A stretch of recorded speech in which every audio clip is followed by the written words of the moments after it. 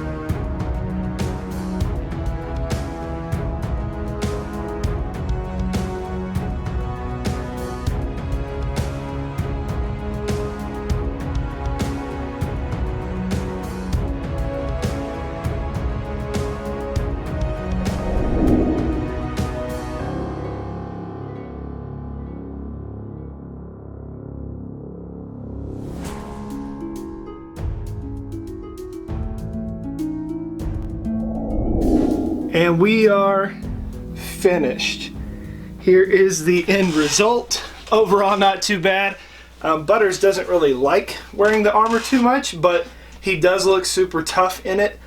There is a template down in the description if you'd like to make one yourself. Just keep in mind, he's a Chiweenie, so this is very small. You may have to scale it up quite a bit to fit your dog, and you may have to adjust the length of it because he is, like I said, part weenie dog, so he's got a long torso.